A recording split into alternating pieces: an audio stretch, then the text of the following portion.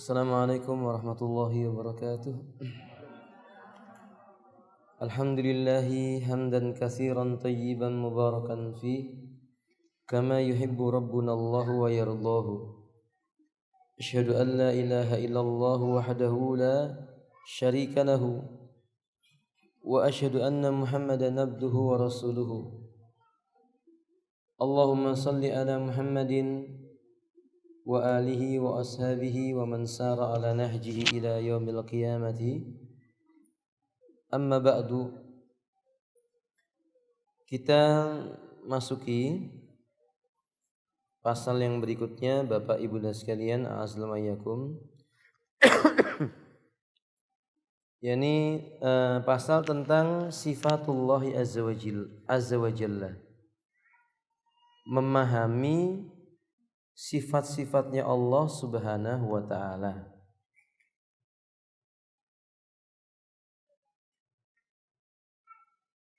Nah,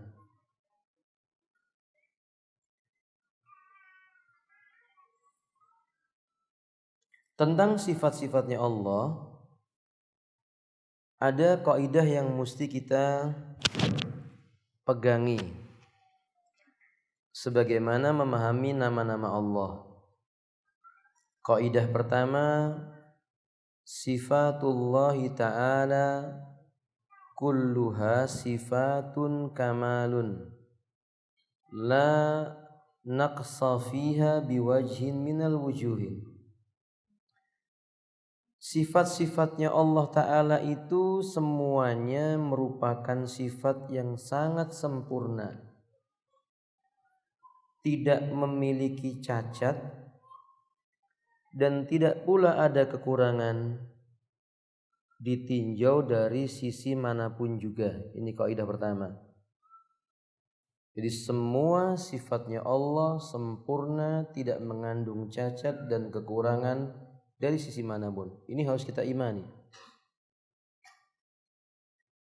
Kal hayati, seperti sifat Allah yang namanya al-hayat, kehidupan, wal ilmi, pengetahuan, wal qudrati. Al-qudrah itu dari nama Allah Al-Qadir. Qudrah maknanya apa?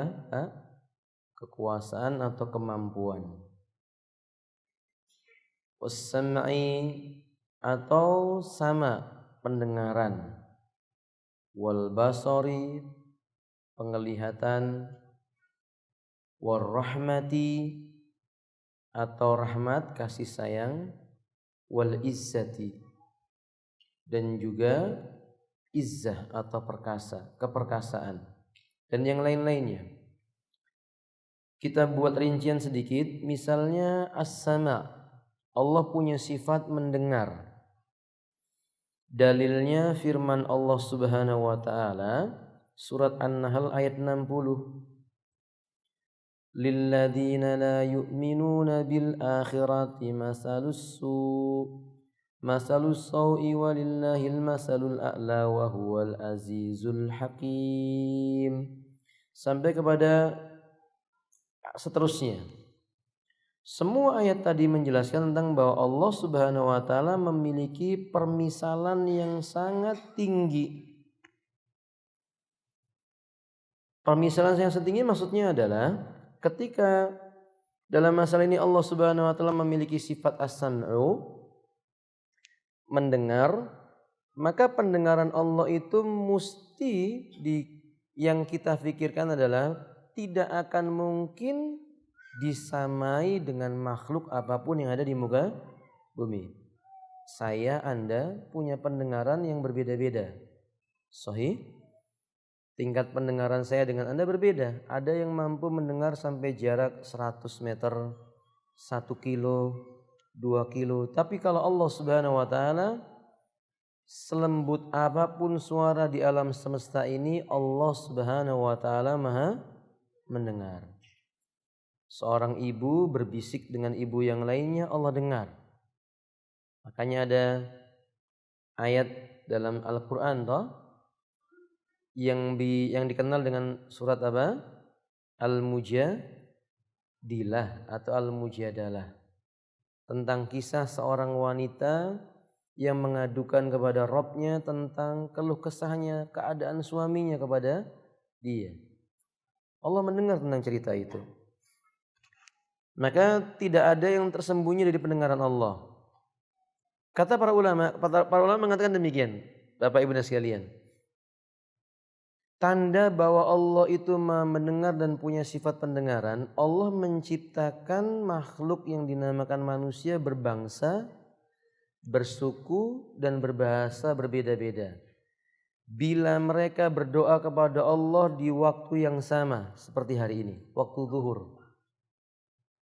Sekian juta manusia berdoa, hajat mereka berbeda-beda, bahasa mereka berbeda-beda, tempat mereka berbeda-beda. Allah Subhanahu wa taala dengarkan semua yang keluar dari mereka, dan Allah tahu apa yang diminta dan tidak akan keliru kepada siapa yang memberikannya.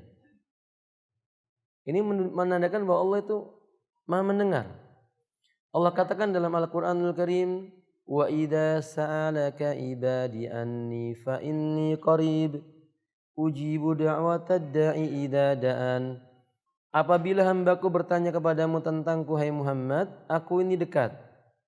Katakanlah, aku senantiasa mengijabah doa tiap orang yang berdoa kepadaku. Anda bisa bayangkan kalau tadi kita di hari ini ada 200 sekian orang, 220 orang atau lebih, kemudian masing-masing berdoa, suaranya semua dilirihkan, Allah dengar yang kita ucapkan. Permintaan kita itu apa? Allah tahu, nggak mungkin keliru. Kalau hari ini saya misalnya minta diberi oleh Allah kesehatan, Anda pada hari ini minta kepada Allah Subhanahu wa taala diberikan kecerdasan, yang lain berkata minta kepada Allah diberikan uang, Allah nggak mungkin salah beri. Wah, Abdurrahman diberi uang, yang lain diberi kesehatan, bukan begitu. Tapi diberikan oleh Allah sesuai dengan apa yang Allah Subhanahu wa taala, apa yang diminta oleh hamba kepada Allah Subhanahu wa taala. Itu bukti bahwa sifatnya Allah Subhanahu wa taala itu sempurna, tidak mengandung cacat sedikit pun. Timbul pertanyaannya, tinggal tunjukkan Ustaz, dalilnya mana bahwa Allah itu sifat-sifatnya sempurna? Kita jawab, dalilnya berdasarkan Al-Qur'an, As-Sunnah, dan berdasarkan akal. Berdasarkan Al-Qur'an kita ambil satu ayat. Satu ayat firman Allah Subhanahu wa taala yang Allah katakan di dalamnya, walillahil masalul a'la wa huwal azizul hakim. Bagi Allah itu permisalan yang sangat tinggi. Dialah yang maha perkasa dan dia maha bijaksana. Disebut sebagai permisalan yang tinggi menandakan sifat itu tidak punya kekurangan. Kalau pada hari ini Bapak, manusia beda. Manusia mau setampan apapun, dianggap baik apapun oleh manusia yang lainnya, tetap memiliki sifat yang kurang. Sahih? Benar Bapak? Saya buat contoh. Salah satu sifat itu adalah cantik, jamal. Kalau zatnya namanya jamil, maka sifatnya namanya apa? Jamal, kecantikan atau ketampanan. Pertanyaan saya, cantik itu ijtihadi atau ijma'i, Pak? Bahasa saya demikian. Maksudnya begini, cantik itu relatif atau enggak toh? Ya? Tapi ada enggak kecantikan yang disepakati oleh manusia? Ayo kita ambil yang mudahnya saja supaya sudah capek kayaknya Bapak Ibu ini. Anggap cantik itu relatif. Buktinya seperti ini. Wanita cantik di Afrika takarannya berbeda dengan wanita cantik di Indonesia. Sahih? Di Afrika, saya punya teman, cantik itu cukup dengan giginya utuh, warnanya putih, itu cukup. Saya pernah bertanya kepada beliau, wanita cantik menurut antum apa? Dia mengatakan 3 syaratnya. 3 syarat. Iya, dia katakan yang pertama giginya mesti utuh, nggak boleh ada yang apa? Lepas. Yang kedua warnanya putih. Yang ketiga beratnya tidak kurang dari 80 kilo. Jadi menurut mereka di Afrika cantik itu kalau tubuhnya 80 kilo. Jadi ibu-ibu nggak usah khawatir. Nggak usah khawatir. Ternyata 80 kilo juga masih apa namanya? Cantik. Mereka semakin gemuk semakin cantik. Kawan saya itu ketika mau menikah, calon istrinya beratnya masih 50. Dia nggak mau nikahi sebelum 80. Jadi dikasih makan sampai 80 baru dinikahi. Kalau di Balikpapan kebalik ya, di Bontang kebalik kan ya. Yang 80 disuruh 50. Kalau nggak 50 nggak jadi dinikahi. Berarti ini namanya relatif, menandakan bahwa sifat manusia tadi nggak sempurna. Kalau Allah Subhanahu wa taala dia memiliki sifat sempurna. Tidak ada cacat dari sisi manapun. Hadza wallahu alam. Ini kaidah pertama Bapak ya. Berdasarkan firman Allah Subhanahu wa taala tadi saya sebutkan. Berdasarkan yang kedua berdasarkan hadis Nabi sallallahu alaihi wasallam. Sebenarnya banyak dalilnya tentang masalah ini. Tapi kayaknya kita lewati yang hadis ini karena waktu Bapak. Yang ketiga saja. Yang ketiga berdasarkan fitrah. Fitrah itu artinya akal yang sehat begitu. Yani fali'anna an-nufus as-salimah majbulah mafturah ala mahabbatillah. Jiwa manusia yang berada di atas fitrah pasti dia mencintai Allah Subhanahu wa taala, berusaha mengagungkannya dan berusaha untuk menyembah dan beribadah sebaik-baik kepadanya.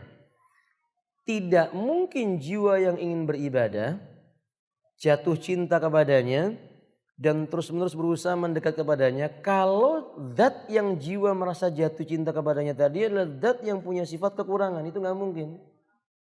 Ini mustahil. Makanya ketika hamba itu jatuh cinta kepada Allah Subhanahu wa taala karena dia tahu Allah itu memiliki sifat-sifat yang sempurna.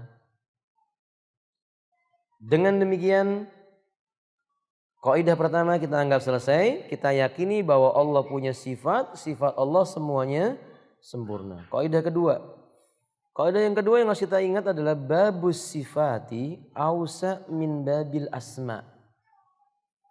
Bila kita bicara tentang sifat Allah, ini pembicaraan yang lebih luas dibandingkan bicara tentang nama-nama Allah. Saya ulangi, bicara tentang sifat-sifat Allah itu lebih luas dibandingkan bicara tentang nama-namanya Allah.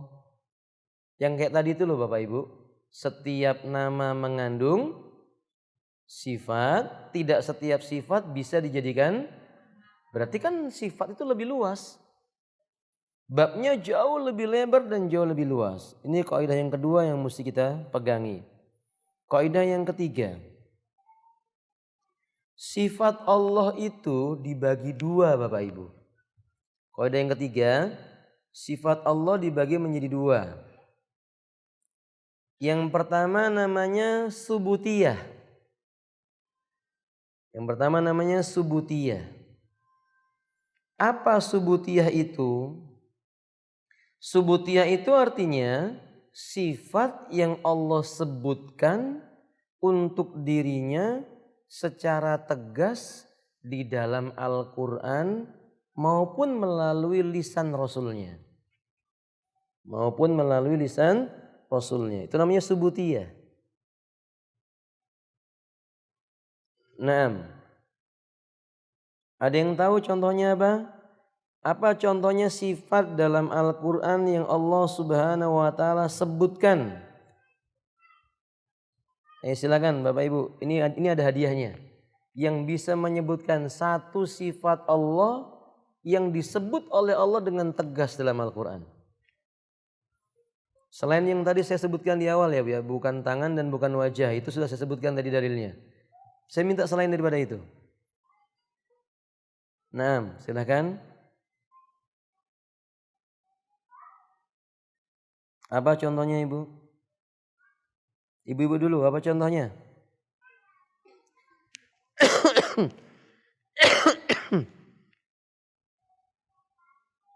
Apa contohnya, ikhwan?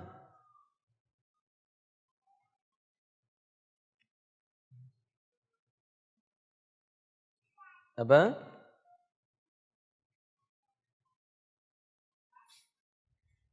Ayo akhwat, angkat tangan siapa yang bisa.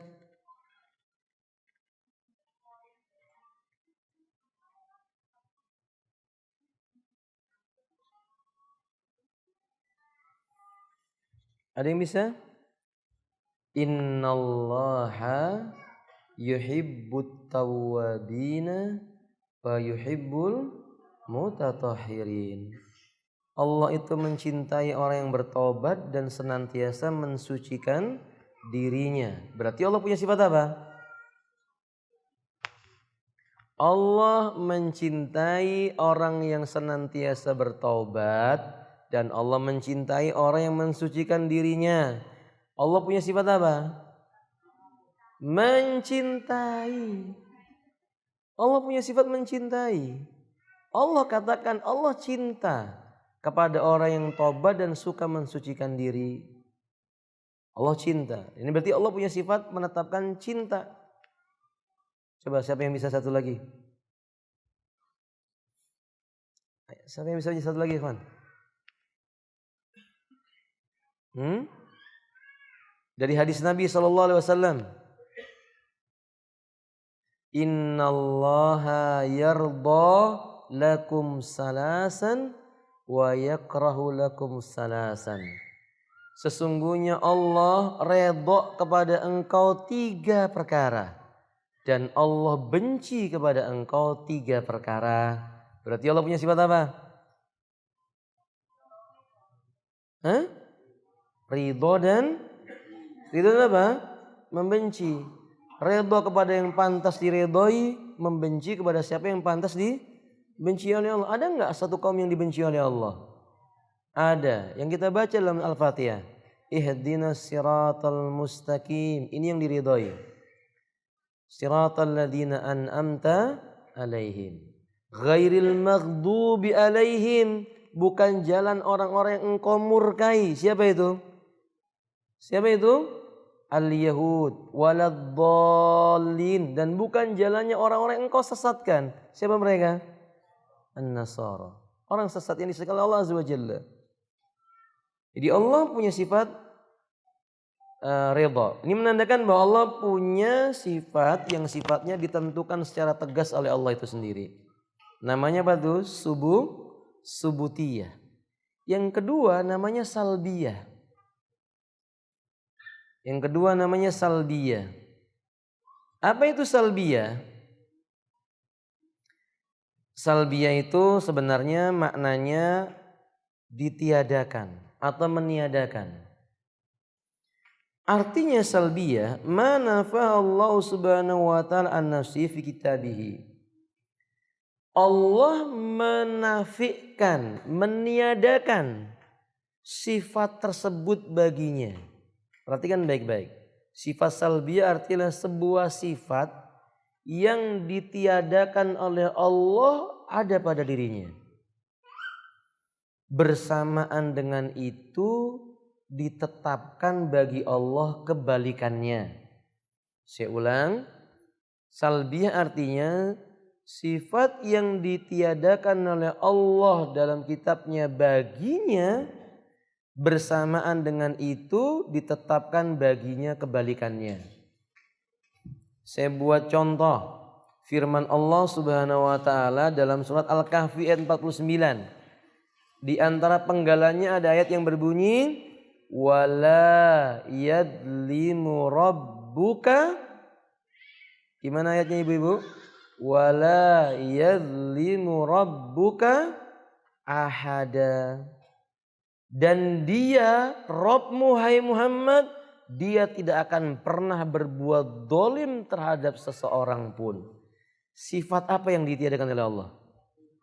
Sifat apa yang ditiadakan oleh Allah bagi Allah itu ibu? Sifat dolim. Ini namanya sifat salbiyah. Caranya sifat dolim tadi itu Allah telah katakan dia tidak akan dolim. Berarti Allah menetapkan kebalikan daripada dolim. Apa kebalikan dolim? Ibu-ibu apa kebalikannya dolim? Adil. Ana mau nanya, ini ada hadiahnya buat ibu-ibu. InsyaAllah buku, ini ada buku. Ibu-ibu, dolim artinya apa tuh? Angkat tangan satu orang. Angkat tangan satu orang. Apa artinya zalim? Eh? Ibu-ibu. Ya silakan Ibu. Apa zalim itu, Bu? Tidak menempatkan sesuatu pada tempatnya. Kalau adil, menempatkan sesuatu pada. Iya benar, jangan takut Ibu. Ini hadiahnya nanti diambil ya Bu ya. Nanti diambil Bu, insyaallah. Jadi adil itu meletakkan sesuatu pada tempatnya, wada'ul hali fi mahalli. Sedangkan zalim itu wada'ul hal bi ghairi mahalli. Menempatkan sesuatu bukan pada tempatnya namanya zalim. Menempatkan sesuatu pada tempatnya namanya adil. Sebelumnya kemudian saya bertanya, ibu-ibu,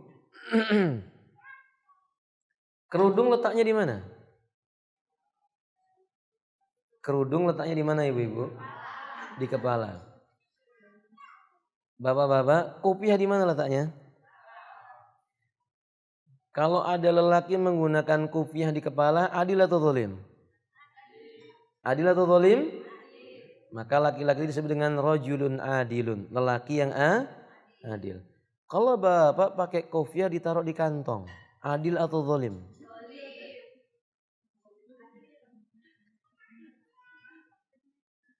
Bapak mau sholat, kopiahnya dikantongin. Adil atau zalim? Ibu bapak nggak jawab, yang jawab ibu-ibu ini. Oke, zalim. Bapak ibu, biasanya kan orang pakai topi yang ada di depannya. Topi apa namanya itu Pak? Topi pet ya.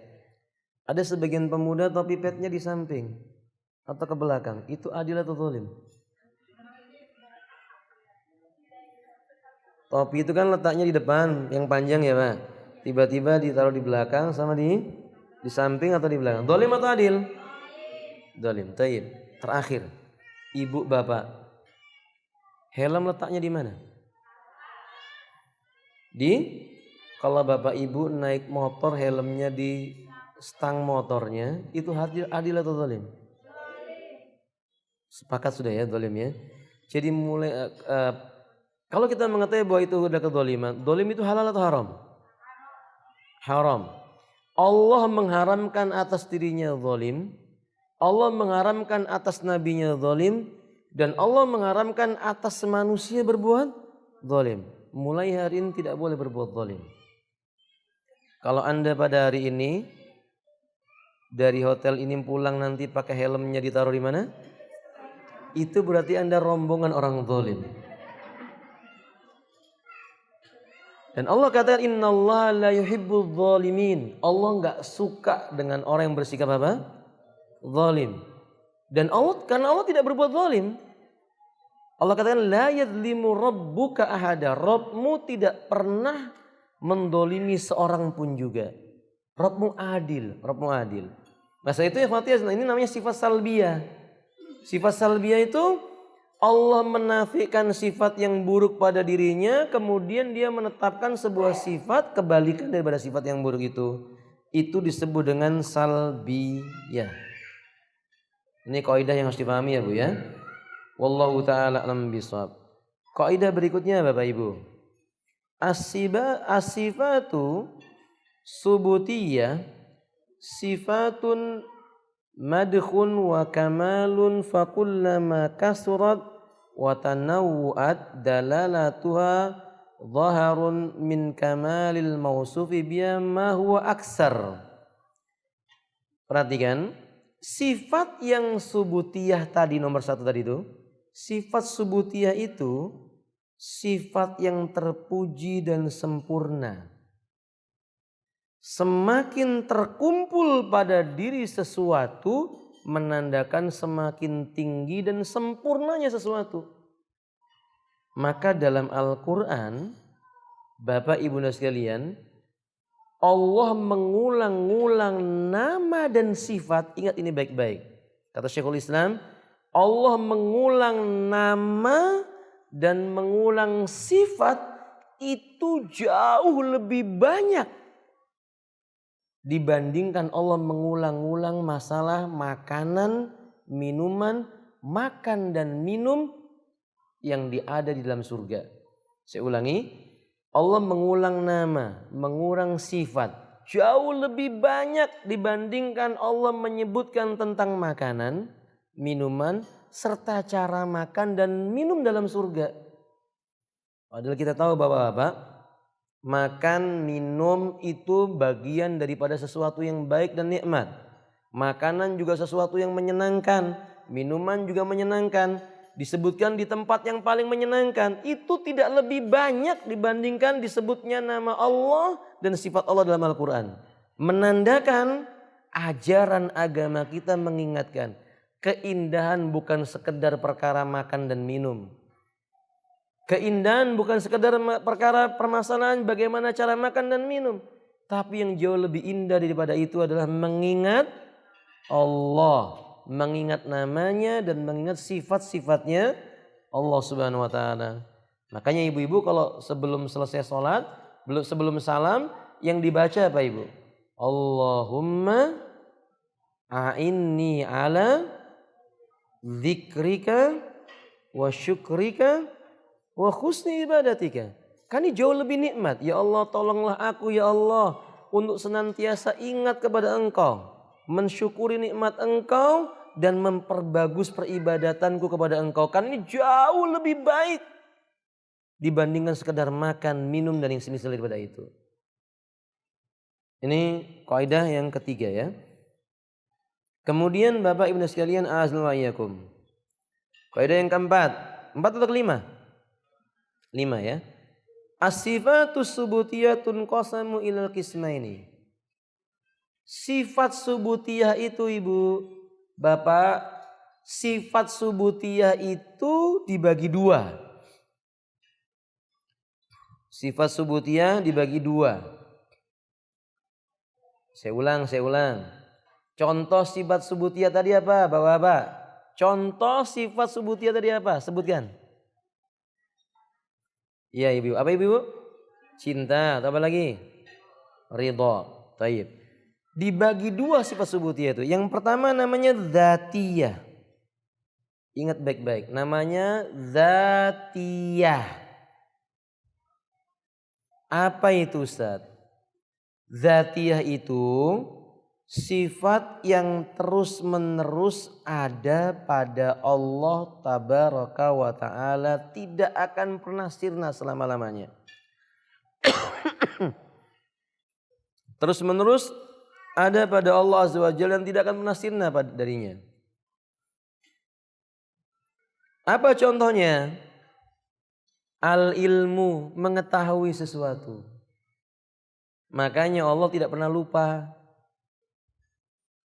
Anda bisa bayangkan kalau Allah itu punya sifat sesekali lupa, ya dia akan lupa dengan hambanya. Tapi tidak, Allah Subhanahu wa taala itu al-alim, zat yang Maha mengetahui dan dawil ilmil wasi, dan dia punya ilmu yang sangat luas. Contoh yang lainnya Pak Ahmad, al-qudrah. Dari nama Allah al-qadir, dia Maha mentakdirkan, Maha kuasa. Contoh yang lainnya Pak as-sam'u, mendengar. Maka Allah mendengar tiap saat, tiap waktu, kapanpun, siang, malam, terus menerus Allah mendengar. Apalagi al-basar, melihat. Al-izzah, apa izzah? Perkasa. Al-hikmah, apa hikmah? Bijaksana. Al-ulu, apa al-ulu?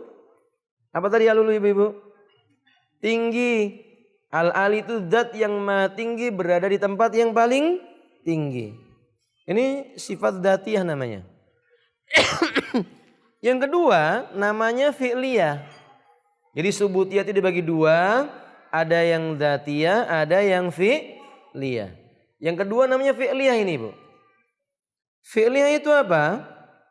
Sifat Allah terjadi kapan Allah mau ingin lakukan. Sifat Allah itu terjadi sesuai dengan kehendak Allah, itu bahasanya. Kapan Allah mau buat, ia buat. Kapan Allah tidak berbuat, maka tidak. Apa contohnya? Bapak Ibu, apa contohnya ini? Ada sifat Allah mau Allah lakukan, ketika Allah tidak ingin lakukan, ya Allah tidak lakukan. Terikat dengan keinginan Allah Ta'ala. Apa contohnya? Gempa bumi itu kejadian yang ini yang kita maksudnya sifatnya Allah, Pak. Kayak tadi kan cinta, ridho, itu namanya sifatnya Allah. Sifat ini ada pada Allah terus menerus. Allah nggak pernah berhenti mencintai hambanya. Ada nggak sesuatu perkara di mana kondisinya sifat itu sesuai dengan kehendaknya Allah Subhanahu Wa Taala? Ketika dia mau berbuat maka baru terjadi. Apa contohnya? Nuzul. Allah punya sifat nuzul. Apa nuzul? Turun. Turun apa maksudnya Ustaz? Turun dari atas ke langit dunia. Kayak apa bentuknya Ustaz? Di sini penting. Memahami sifat Allah nggak boleh pakai apa? Akal. Akal di kepala atau di dada? Akal itu di kepala atau di dada? Hah?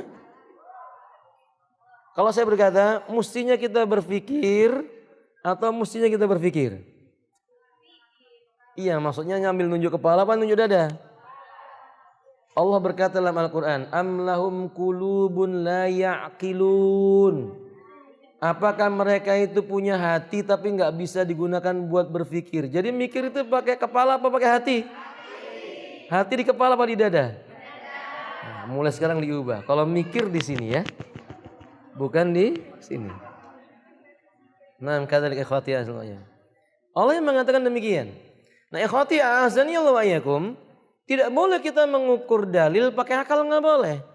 Nabi SAW bersabda, Inna Rabbana wa fi riwayah Rabbunallah yanzilu ila sama'id dunya fi kulli sulusil akhir minal lail wa qal man istaghfarani fa'aghfirulah man sa'alani fa'atih.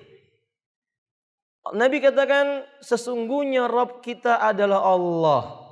Di tiap sepertiga malam yang terakhir ia turun ke langit dunia. Ia berkata, siapapun yang meminta ampun kepadaku, ku ampuni. Siapa yang meminta sesuatu, aku berikan. Dalil hadis sahih riwayat Imam Muslim ini menjelaskan Allah turun dari atas ke langit dunia. Penting perlu dicatat, satu, jangan bayangkan tentang cara turunnya Allah. Nggak ada yang tahu. Dan itu nggak penting buat kita mengetahui bagaimana cara turunnya Allah. Karena memang Allah nggak menjelaskan kepada kita. Jadi tugas kita bagaimana Ustaz? Mengimani bahwa Allah tiap sepertiga malam yang terakhir turun ke langit dunia. Jangan kayak orang-orang yang mendewakan akal kemudian keblinger. Ustaz, saya pernah ditanya, Ustaz, dunia ini kan perjalanannya dari satu tempat ke tempat matahari itu berbeda-beda. Ada waktu Indonesia Timur, Tengah sama Barat. Ustaz, berarti kalau ada di Asia, di Eropa, kan malamnya beda-beda Ustaz, kata dia. Nah Allah turun kan sepertiga malam. Jadi nanti sepertiga malam di Indonesia, sepertiga malam di Eropa, sepertiga malam di Saudi. Apa nggak capek Allah Ustaz? Ini saya katakan ini namanya mempermainkan ayat dan dalil. Ini mempermainkan ayat dan dalil. Ketika Allah Subhanahu wa taala dan Rasulnya telah mengkabarkan bahwa dia turun ke langit dunia, itu hak dia mengabarkannya. Allah nggak ditanya gimana caranya turun. Allah katakan kepada kita, wa antum tus'aluna amma kanu ta'malun. Yang ditanya itu kamu. Sedangkan Allah Subhanahu wa taala fa'alul lima yurid, ia berbuat sekehendak Allah. Allah enggak ditanya. Coba kalau kita nanya sama Allah, ya Allah, kenapa sholatnya yang maghrib 3 rakaat aja?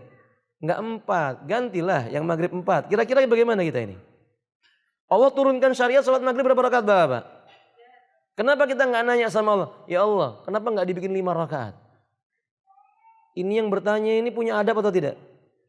Tidak punya adab. Tugas kita, ya Allah suruh 3 rakaat, ya udah 3 rakaat. Percaya maghrib cuma berapa rakaat? 3. Ketika Nabi mengatakan bahwa Allah turun ke langit dunia tiap sepertiga malam, ya kita imani. Jangan dipaksakan akal untuk memahami yang di luar kemampuannya. Kenapa begitu Ustaz? Karena akal terbatas. Saya mau tanya kepada ibu-ibu. Ibu-ibu punya alis kan? Ibu-ibu punya alis? Saya kasih waktu 2 menit. Yang mampu menghitung alisnya, hadiahnya semua buat ibu. Iya, silakan ibu dari sekarang. Berapa jumlah alisnya? Oh, 2 kanan kiri. Enggak, maksudnya bulu alisnya. Atau perlu waktu 1 tahun? Saya kasih waktu 1 tahun. Maka Bapak Ibu sekalian, itu menandakan bahwasanya akal manusia terbatas. Saya mau tanya kepada ibu sekalian, kalau ibu malam hari pernah lihat ke langit? Ada bintang, ada bulan. Lebih indah mana? Bintang sama bulan? Hah? Bintang atau bulan? Nah, ini aja udah khilaf. Ada yang bilang bulan, ada yang bilang apa? Itu padahal sama-sama makhluk Allah. Bintang sama bulan. Kita udah bingung menentukan mana yang lebih indah. Belum lagi kalau saya tanya berapa jumlahnya bintang. Lalu kemudian berusaha memahami gimana turunnya Allah. Ya gak mampu. Gak mampu. Allah zat yang maha besar. Maha mulia. Maha perkasa. Maha berkuasa. Ia berbuat sesuai dengan apa yang dia kehendaki. Sehingga memahami sifatnya Allah gak boleh pakai akal. Akal mesti tunduk dengan apa? Dalil. Ini contoh sifat fi'liyah tadi itu, sifat nuzul. Ada sifat fi'liyah yang lainnya selain nuzul apa Ibu? Ada yang bisa mencontohkan? Apa Umar? Istiwa. Apa istiwa itu Ibu? Istiwa terjemahannya itu bersemayam. Loh kok fi'liyah Ustaz? Ya iya kan kadang Allah bersemayam di atas ars, kadang Allah turun ke langit dunia. Tapi tidak ada satupun dalil Allah berada di segala di mana-mana. Tidak ada satupun dalil seperti itu, tidak ada. Yang ada dalilnya Allah beristiwa, Allah turun ke langit dunia. Allah yang menghendaki demikian, Allah yang mengatakan demikian. Ini disebut dengan sifat fi'liyah. Kaidah yang berikutnya Bapak. Kaidah yang keberapa? Ke-6 atau ke-7? Naam. Kaidah yang berikutnya, memahami ayat ataupun hadis sesuai zahirnya. Memahami ayat maupun hadis yang berbicara tentang sifat sesuai dengan zahir ayat maupun hadis. Tidak boleh ada 3 unsur, tidak boleh. Apa itu unsurnya? Enggak boleh tahrif.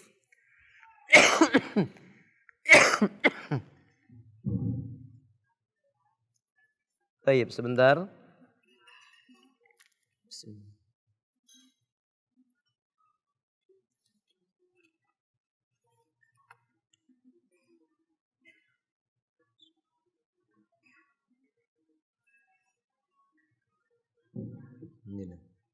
Nah,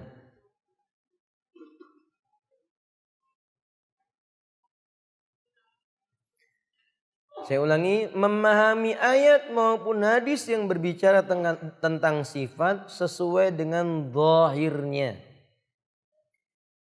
Tidak boleh ada 3 perkara di dalamnya. Tidak boleh ada 3 perkara di dalamnya. Perkara yang pertama adalah tahrif. Tidak boleh ada tahrif. Apa itu tahrif? Tahrif artinya mengubah atau memalingkan lafaz ataupun makna ayat. Mengubah atau memalingkan lafaz atau makna ayat. Begini, saya buat contoh. Konsentrasi Bapak Ibu. Contohnya firman Allah yang berbunyi seperti ini. Wa kallamallahu Musa taklima. Lihat susunan kalimatnya. Wa kallama Allahu Musa taklima. Terjemahnya, dan Allah itu berbicara kepada Musa dengan suatu pembicaraan. Pertanyaan saya kepada Bapak Ibu, yang berbicara siapa? Yang berbicara siapa? Allah. Yang diajak bicara siapa? Menggunakan apa Allah berbicara? Menggunakan apa Allah berbicara? Pembicaraan. Dari sini kita menetapkan bahwa Allah punya sifat berbicara. Allah punya sifat berbicara. Wa kallamallahu, Allah yang berbicara, bukan Musa. Jangan lakukan tahrif. Bagaimana contohnya tahrif, Ustaz? Ini lihat ayatnya dibalik. Wa kallamallaha Musa taklima. Allahnya tidak dibaca dummah, dibaca apa? Fathah. Diubah, tadinya itu dummah dijadikan apa? Fathah. Wa kallamallaha Musa taklima. Dalam hal ini berubah artinya. Dan Musa telah berbicara kepada Allah dengan satu buah pembicaraan. Berarti pertanyaannya, siapa pelakunya? Siapa maf'ul bihnya, objeknya? Dengan apa yang dia lakukan? Dengan cara apa dia berbicara kepada Allah? Dengan sebuah pembicaraan. Tujuannya apa? Mereka menolak Allah bisa bicara. Mereka mengatakan yang bicara itu Musa, Allah nggak bicara. Itu namanya tahrif. Mengubah lafadznya.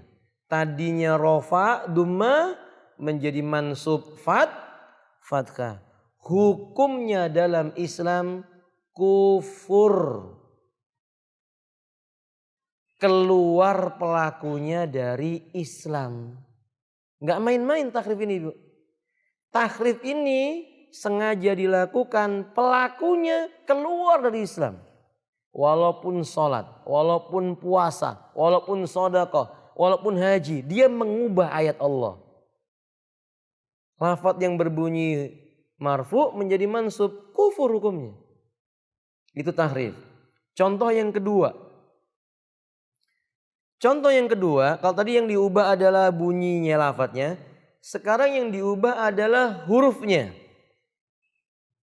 Ar-Rahmanu 'alal arsistawa. Zat yang maha pemurah itu berada di atas arsy, ia beristiwa. Diubah dengan menambahi huruf lam. Ar-Rahmanu 'alal arsistaula. Zat yang maha rahman, maha pengasih itu dia berkuasa atas arsy. Berubah. Lebih enak mana terjemahnya? Ar-Rahman di atas arsy bersemayam dengan Ar-Rahman berkuasa di atas arsy. Lebih enak mana terjemahnya? Orang yang hatinya berpenyakit berkata lebih pas yang kedua, Pak, kata dia. Kenapa? Ya karena kalau seandainya Allah itu bersemayam di atas arsy kan sama dengan makhluk. Makhluk juga bersemayam di atas sesuatu. Kita tanya kepada dia, tahukah Anda arti istaula? Istaula itu artinya menguasai sesuatu dengan cara mengalahkan penguasa sebelumnya. Istaula itu artinya menguasai sesuatu dengan cara mengalahkan penguasa sebelumnya. Jadi kalau ada lafaz berkata, istaula Ahmadu alal Iraq. Ahmad berkuasa atas negeri Irak, berarti sebelum Ahmad datang mungkin ada orang lain yang berkuasa. Ahmad datang berantem dengan si orang itu mati, berkuasalah si Ahmad. Paham? Sekarang kalau itu dinisbatkan kepada Allah, Ar-Rahman atas arsy istaula, alal arsy istaula. Zat yang Maha Rahman berkuasa atas arsy. Maknanya bagaimana itu, Bu? Maknanya bagaimana Ibu? Sebelum Allah berarti ada siapa? Ada zat yang lain. Allah datang melawan zat itu kemudian hancur binasa, kemudian Allah berkuasa. Subhanallah amma yashifun. Maha suci Allah dari apa yang mereka sifatkan. Itu salah. Itu namanya tahrif. Nama lain tahrif ini takwil. Nama lain daripada tahrif takwil. Itu enggak boleh. Enggak diperbolehkan. Sudah bentuk dua tahrif ya Bu ya. Dua bentuk tahrif. Bentuk ketiga tahrif. Bentuk ketiga tahrif atau dikenal juga dengan ta'wil. Bentuknya adalah memalingkan makna. Bentuknya adalah memalingkan makna. Kalau tadi diubah kalimatnya, diubah hurufnya. Ini yang diubah, terjemahan yang dirubah. Maknanya diubah. Ini nggak boleh. Contohnya begini. Allah Subhanahu wa taala mengatakan, "Wa yabqa wajhu rabbika dzul jalali wal ikram." Dan tetap kekallah wajah Rabbmu dzul jalali wal ikram. Kata mereka, bukan wajah itu artinya. Kita tanya, apa artinya? Itu pahala. Lebih enak memang Pak diterjemahkan. Dan pahala Allah tetap kekal. Dzul jalali wal ikram. Padahal betul-betul maknanya apa? Wajah. Betul-betul maknanya wajah. Mengartikan dengan makna pahala, ini penafsiran yang tidak datang dari Nabi. Nabi membaca ayat itu tidak pernah menafsirkan maknanya pahala. Para sahabat membaca ayat itu tidak pernah menafsirkan pahala maknanya. Ahli tafsir seperti Ibnu Katsir tidak pernah mengartikan maknanya pahala, nggak ada. Maka disebut dengan tahrif, memalingkan makna. Nggak boleh. Ketika kita tanya kenapa engkau tidak mengartikan maknanya wajah, kata mereka, kalau kalian artikan wajah, jawabannya wajahnya makna wajah sama dengan milik manusia. Berarti kita menyamakan Allah dengan makhluk. Kita jawab tidak. Seperti kaidah yang sebelumnya Bapak Ibu. Tidak setiap yang sama namanya memiliki hakikat yang sama. Allah punya wajah, tapi jangan engkau pikirkan sama dengan wajah kita. Maha suci Allah dari apa-apa yang kita sifatkan. Fahim dong? Faham ini Bapak Ibu? Faham ya? Itu namanya tahrif. Jadi pahami ayat berdasarkan dohirnya. Pahami hadis berdasarkan dohirnya ketika berbicara tentang sifat Allah. Jauhkan dari masalah tahrif. Tadi tahrif. Yang kedua, jauhkan dari takyif. Jauhkan dari takyif.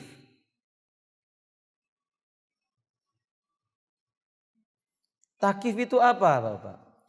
Takyif itu artinya menanyakan tentang bagaimananya. Atau membagaimanakan. Itu nggak boleh. Gini Bapak Ibu. Dulu ada salah seorang ulama namanya Imam Malik. Datang kepada beliau. Laki-laki yang bertanya kepada beliau, "Ya Imam, kaifal istiwa?" Istiwanya Allah itu kayak apa? Maka Imam Malik mengatakan, al istiwa'u ma'lumun. Kalian harus tahu. Istiwa itu bahasa Arab yang semua orang Arab tahu artinya. Wal kaifu majulun. Tapi kalau yang kamu tanyakan tentang bagaimana istiwanya Allah, nggak ada yang tahu di muka bumi ini. Wasu'alu anu bid'atun. Pertanyaan kamu ini pertanyaan sesat. Lalu kata Imam Malik, pergi kamu, jangan duduk lagi di majelisku. Sejak saat itu diusir sama dia. Nggak boleh duduk di majelisnya. Karena pertanyaan itu pertanyaan yang nggak benar. Kalau misalnya Allah ditanya, kalau ada orang ditanya, Allah itu turunnya ke dunia gimana? Allah itu tangannya kayak apa? Allah itu wajahnya kayak apa? Allah kakinya kayak apa?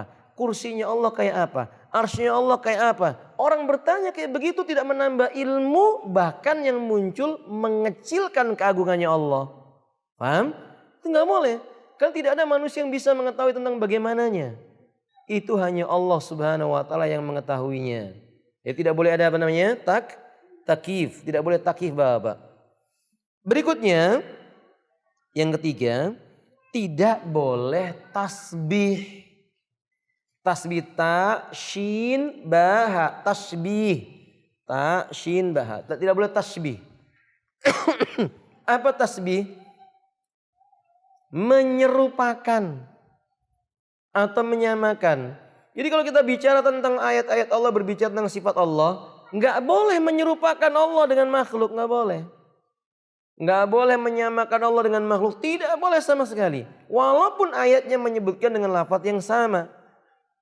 Dalam hadis yang menyebutkan dengan hadis yang dengan lafaz yang sama. saya begini Ibu. Saya mau tanya sama Ibu. Ibu-ibu, arsy sama kursinya Allah besaran mana? Kursi sama arsy besaran mana? Arsy. Arsy itu tempat bersemayam, kalau kursi buat apa Bu? Hah? Kursinya Allah yang saya tanya, bukan kursinya Abdurrahman, bukan. Bukan kursi hotel ini yang didudukkan, bukan. Yang saya tanyakan, kursinya Allah itu buat apa itu? Nah kan, bab akidah lupa ini ibu-ibu. Bapak-bapak, arsy tempat bersemayamnya Allah. Kalau kursinya Allah? Iya. Arsy itu tempat kakinya Allah. Antum jangan bayangkan kayak apa kakinya Allah. Nggak ada yang bisa mampu. Nggak ada yang mampu bisa membayangkan kakinya Allah Subhanahu wa Ta'ala. Itu contoh kalau kita berbicara tentang sifat-sifat Allah, nggak boleh menanyakan bagaimananya dan menyerupakan dengan manusia, nggak boleh. Sepakat para ulama, man syabbaha sifatullahi azza wa jalla bi sifatil makhluk kufur kafara. Siapapun yang mengatakan sifat Allah sama dengan sifat makhluk, wajah Allah sama dengan wajahnya makhluk, tangan Allah sama dengan tangannya makhluk, kakinya Allah sama dengan kakinya makhluk, yang mengatakan begitu kafir. Keluar dari apa? Islam. Nggak boleh menyamakan. Jadi begini, nggak boleh begini Ibu. Kalau kita ceramah tentang apa? Allah turun ke langit dunia. Jangan dipraktekkan turunnya dari atas tangga ke bawah. Nggak boleh. Kalau kita berceramah tentang bahwa kursinya Allah itu tempat kakinya Allah. Jangan kita megang-megang kaki kita. Nanti orang menyangka kaki Allah kayak kaki kita. Faham? Yang kita harus tanamkan dalam diri mereka, Allah punya kaki. Kakinya tidak akan sama dengan kakinya siapa? Makhluk. Itu keyakinan yang dimiliki oleh Nabi kita Muhammad SAW. Itu keyakinan yang dimiliki oleh para sahabat. Itu keyakinan yang diyakini oleh Imam Syafi'i, Imam Ahmad, Imam Malik, Imam Abu Hanifah. Akidah mereka tidak berubah tentang masalah itu. Belakangan baru orang yang merubah. Nggak kenal dengan akidah imam-imam yang 4 ini, lalu mengatakan ini akidahnya Nabi. Lah Nabi malah nggak kayak begitu. Nabi malah keyakinan yang tadi kita sebutkan. Nabi yang mengatakan bahwa kursinya Allah tempat kakinya siapa? Allah Azza wa Jalla. Maka Bapak Ibu sekalian, ini penting kaidah dalam masalah sifat Allah tadi itu ya. Sifat Allah difahami dengan dohirnya bila tahrifin, bila takyifin, wabila tashbihin. Tanpa adanya tashbih, tanpa adanya takyif, dan tanpa adanya apa tadi Pak? Tahrif. Tanpa adanya tahrif. Hada wallahu alam bisawab. Ada tanya jawab enggak ya panitia? Panitia kita ada tanya jawab atau tidak?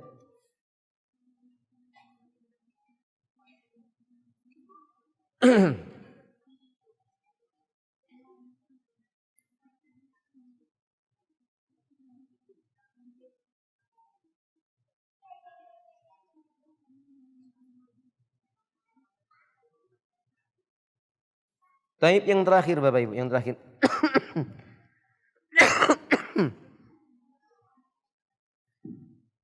Yang terakhir, memahami kaidah, menggunakan kaidah untuk memahami sifat Allah Subhanahu wa Ta'ala. Ya.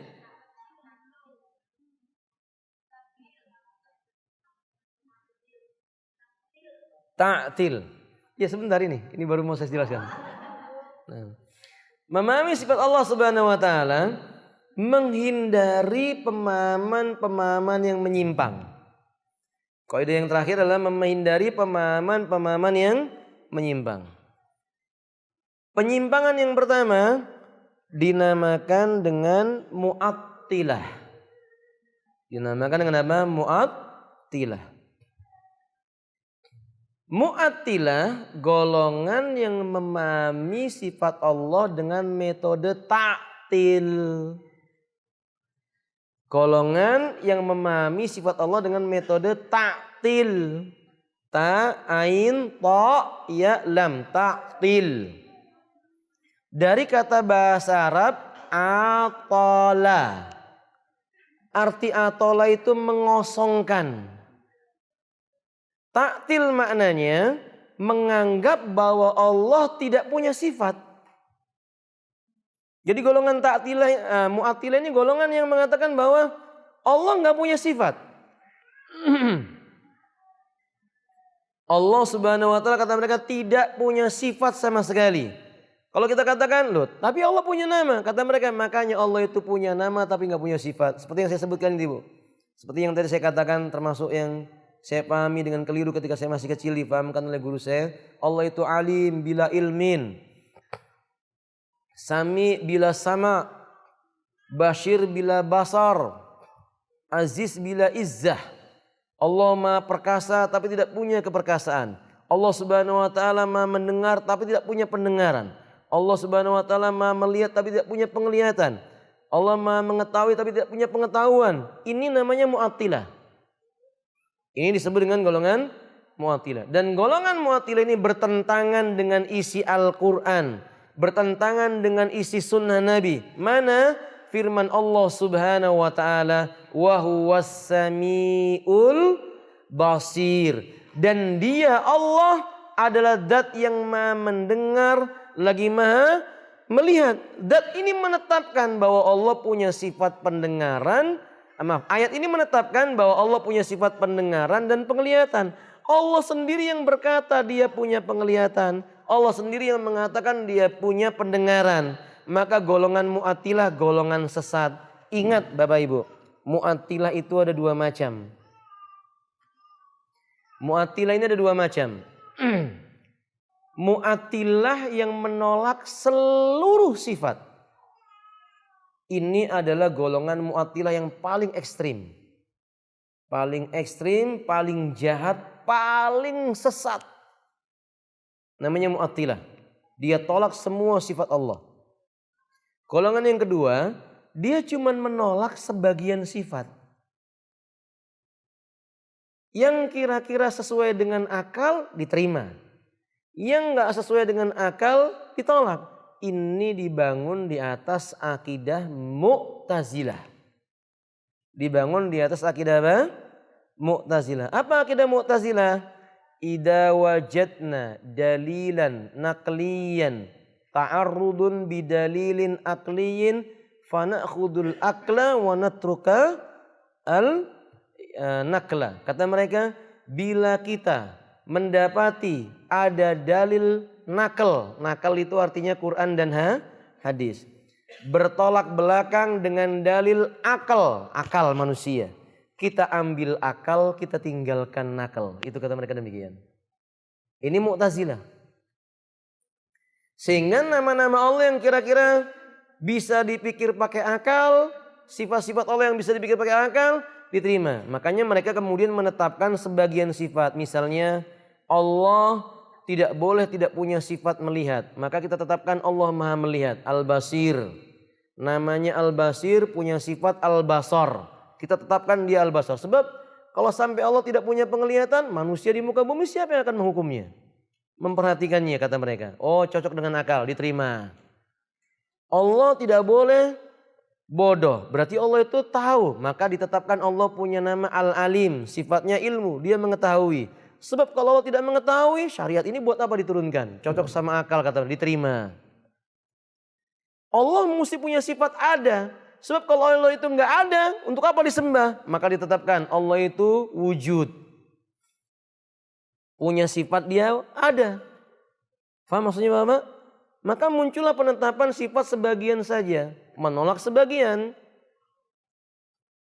Kita tidak mengingkari sifat Allah wujud, qidam, baqa, mukhalafatu lil hawa, disi, qiyamuhu, binafsihi, qudrah, iradah, ilmun, hayat, sama, basar, terus sama apa? Kalam. Masya Allah masih hafal. Qudrah, iradah dan seterusnya Bapak ya. Ikhwati azza, kita tidak memungkiri itu. Tetapi kalau mengatakan cuma itu sifat Allah, ini yang perlu dipertanyakan. Karena tadi di awal sudah kita sebutkan. Sifat lebih luas dibandingkan apa? Nama. Anggap saja misal nama Allah Subhanahu wa taala cuma 99. Anggap saja cuma 99. Berarti mestinya sifat Allah berapa? Mestinya sifat Allah berapa Ibu?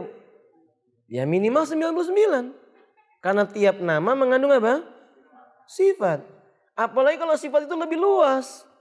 Berarti bab sifat lebih luas. Jangan dibatasi cuma 7 sifat. Jangan dibatasi cuma berapa sifat? 20 sifat.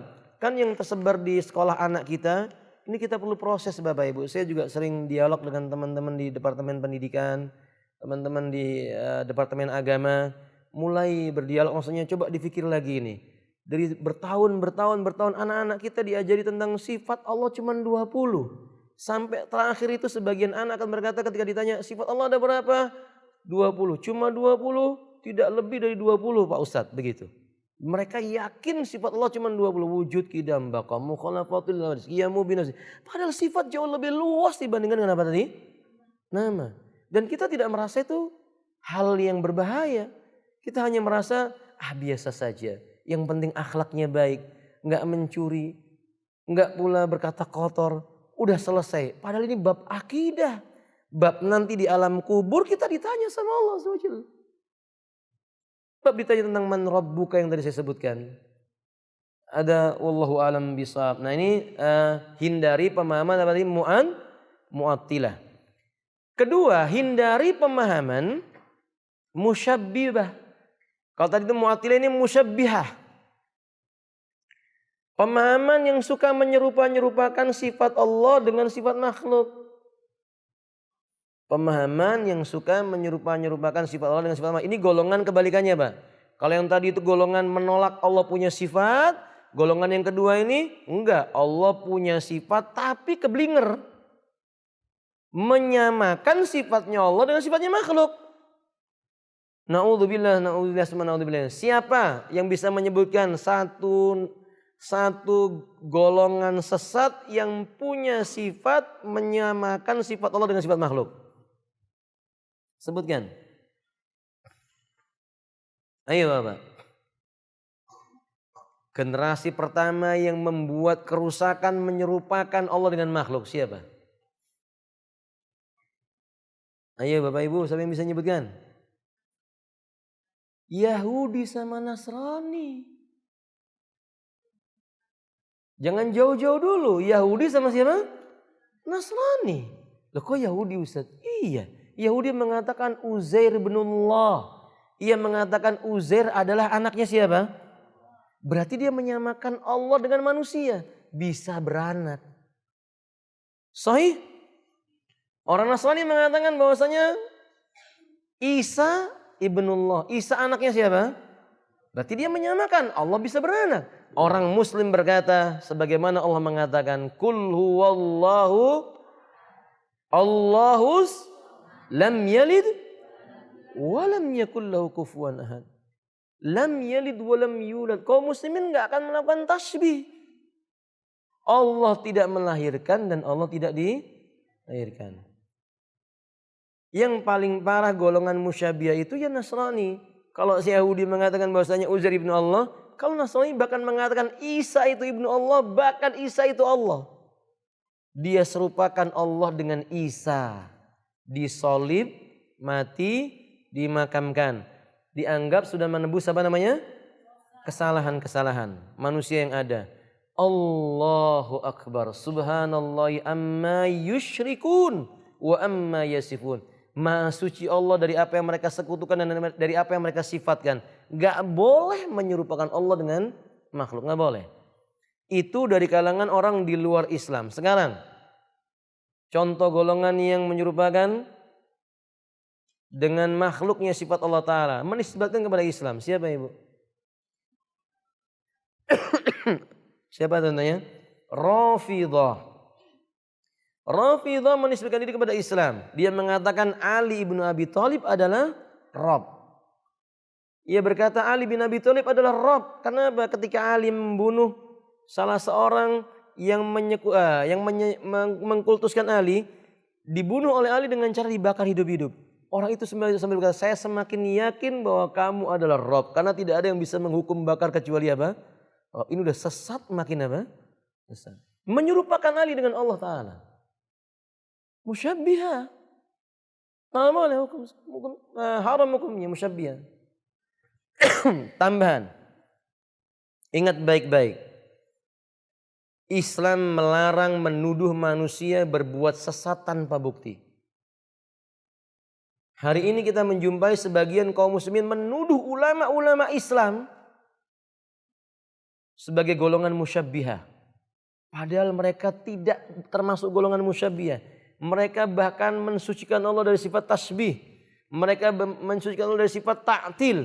Mereka membela akidah yang lurus ini dituduh sebagai musyabbihah. Yang mengucapkan kalimat itu nanti di yaumil qiyamah terkena firman Allah Subhanahu wa taala. Wa man adlamu mimman iftara 'ala Allahil kadzib. Siapakah yang lebih zalim dibandingkan dengan mereka yang berani mengatasnamakan agama Allah dengan kebohongan?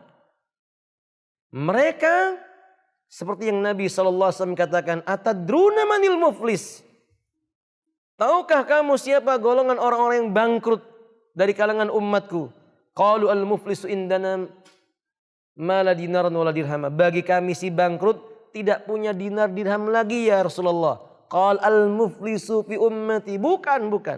Si bangkrut dari golongan umatku mayyati yaumil qiyamah. Nanti ketika dia di hari kiamat datang, dia bawa pahala puasa, salat, sedekah, haji, jihad, akan tetapi lisannya menuduh kebohongan. Diambillah kebaikannya, diserahkan kepada yang dia tuduh. Bila seandainya tidak mencukupi, maka diambillah keburukan yang dituduh, ditimpakan kepada yang menuduh. Hati-hati menuduh orang dengan tuduhan apa? Musyabbihah. Syekhul Islam salah satu korbannya. Syekhul Islam rahimahullah ta'ala, buku beliau membantah musyabbihah. Buku beliau membantah mu'attilah. Beliau dituduh musyabbihah. Na'udzubillahi min dzalik. Yang menuduh suruh mendatangkan bukti dalil di mana dia dapatkan, tidak bisa. Tapi sampai sekarang tetap berbicara tentang Syekhul Islam dianggap musyabbihah. Ingat Bapak, kita mesti mensyukuri nikmat Allah. Allah ciptakan makhluk, di antara mereka ada yang alim dalam masalah agama. Kita syukuri. Nggak boleh kita menuduh dengan tuduhan yang buruk. Karena permasalahan musyabbihah dan mu'attilah permasalahan besar di sisi Allah Subhanahu wa taala. Akidah Islam melarang memahami sifat Allah dengan cara golongan mu'attilah dan melarang memahami dengan golongan apa? Musyabbihah. Wallahu taala a'lamu bissawab. Bapak Ibu sekalian, sampai di sini materinya yang mampu saya sampaikan pada kesempatan kali ini. Semoga yang sedikit ini bermanfaat. Besok pada poin yang berikutnya baru kita akan bahas fikih nama-namanya Allah. Rabb itu bagaimana fikihnya. Kemudian Al-Afu bagaimana fikihnya. Al-Ghafur bagaimana fikihnya. Dari nama-nama kita mulai dari lafzul jalalah Allah. Allah. Insyaallah pada pertemuan besok kita akan bahas nama-nama. Semudah-mudahan cukup 99 nama. Ya kalau tidak cukup ya Allah tidak membebani kecuali sebatas kemampuan yang ada. Masih ada sisa waktu untuk tanya jawab. Oh itu ya. Berarti yang nanya ana. Kalau nggak ada yang nanya dia mereka. Oh itu ya. Barangkali ada yang mau menanyakan. Kalau ada yang mau bertanya silakan. Kalau tidak ada, kita harus menghabiskan hadiah pada hari ini. Berarti saya yang bertanya.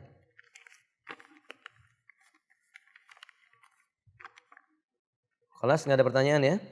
Baik. Soal dari saya. ada namanya.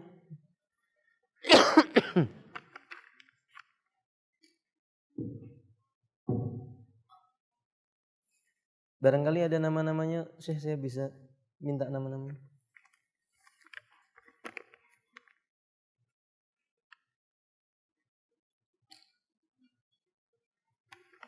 Soal nomor 1.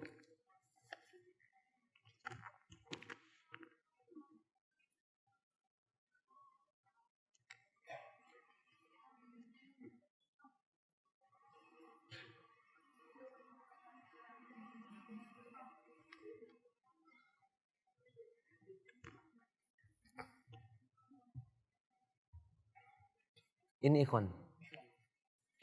Baik, ikhwan dulu. Ini kalau tidak bisa nggak apa-apa. Kalau bisa ya dapat hadiah gitu ya. Kalau nggak bisa nggak apa-apa.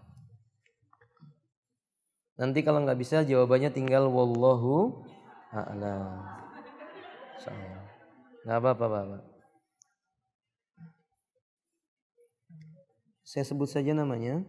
Nanti yang saya sebut silakan jawab. Sini ada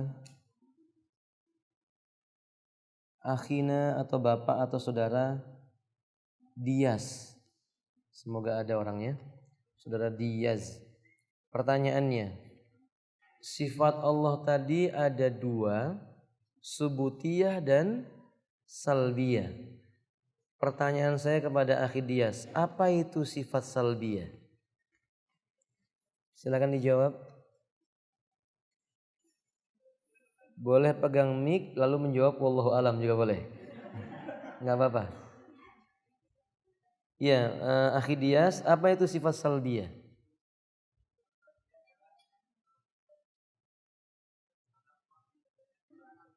Bentar, mana angkat tangan? Anda pengen kenal? Oh, antum, fadhal ya akhi.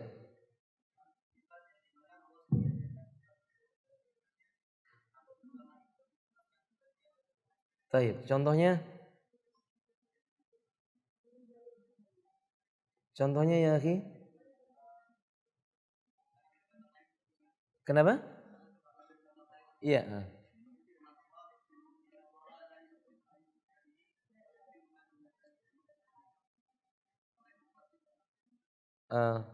Sifat salbiyah kata dia tadi itu sifat yang ditiadakan oleh Allah baginya dan ia menetapkan kebalikannya. Itu jawabannya mumtaz 100 barakallahu fiik. Saya minta contoh, beliau memberikan contoh firman Allah Ta'ala, innallaha la yaghfiru ayyusraka bihi wa yaghfiru ma duna dzalika liman yasha. Ini contohnya kurang tepat. Contohnya kurang tepat karena di situ Allah tidak akan mengampuni dosa orang yang berbuat syirik. Nah, dalam hal itu, yang benar dalam masalah ini, Allah mengampuni dosa apapun kalau orangnya bertobat. Allah mengampuni dosa orang yang berbuat syirik yang mati dalam keadaan tetap berbuat apa? Syirik. Contoh yang tepat adalah apa ibu-ibu? Contoh yang tepat apa ibu-ibu? Allah menafikan dari dirinya sifat apa? Dzalim. Dalilnya surat apa tadi? Al-Kahfi. Gimana ayatnya? Wala yadzlimu rabbuka ahada. Taib barakallahu fikum. Tetap ini haknya antum akhi Dias. Ini umunya belum ada ya?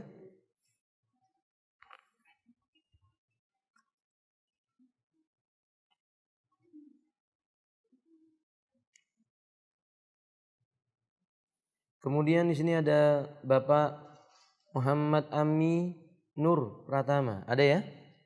Muhammad Ami Nur Pratama. Soalnya adalah sebutkan 4 kaidah menetapkan nama Allah. Kan banyak kaidahnya. Saya cuma minta 4 saja. 4 kaidah cara menetapkan namanya Allah Ta'ala. Silakan saudaraku Muhammad Nur, barakallahu fiik.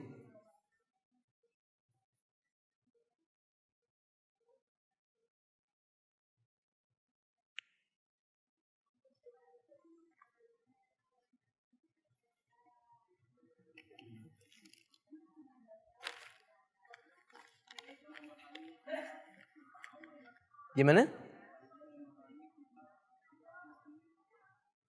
4 kaidah memahami nama-nama Allah. Nama. 4 kaidah memahami nama-nama Allah. Di pembahasan sesi kedua tadi ya. Nah, silakan saudaraku.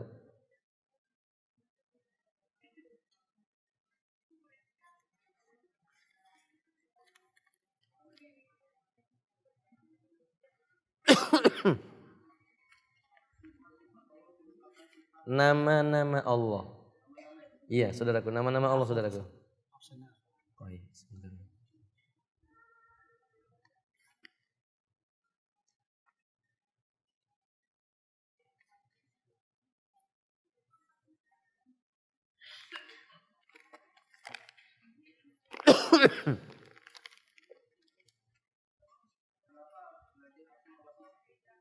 Bukan mengapa sebelah bicara masih Pak. 4 kaidah memahami nama-nama Allah. Kan kaidah memahami nama Allah ada berapa tadi Ibu? Yang saya sudah sampaikan kepada ibu, memahami nama Allah ada berapa kaidahnya? 7 atau 6. Taib. Saya cuma minta berapa? 4 kaidah. Kaidah memahami nama-nama Allah Ta'ala.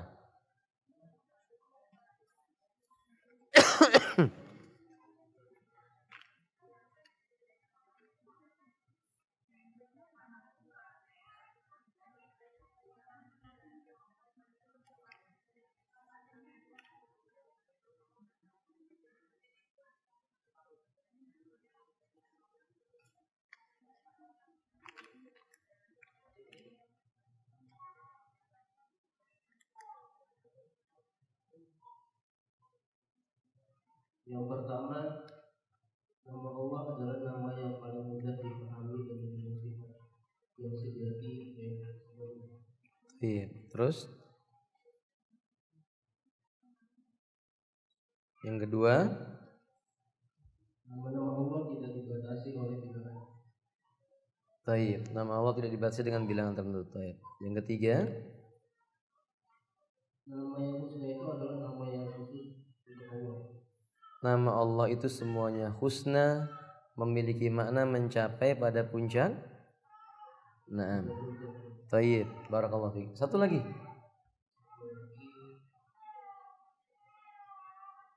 Jangan sampai nggak ketemu ya catatannya ya. Salah.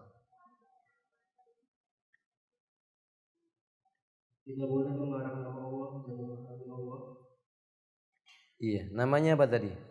Nama Allah itu Tauqifiyah. Ahsan tabarakallah. Ini fadhil ya akhi, nanti tertukar hadiahnya. Antum ambil ya, fadhil ya akhi. Sama antum tadi ya akhi. Ini. Silakan ya, takutnya tertukar. Tadi yang ini akhi yang pertama jawab tadi. Yang buku tadi ibu-ibu. Yang itu akhi Muhammad. Berikutnya sekarang ummahat. Biar adil, ummahat 2 orang. Sini Masya Allah ummahatnya banyak.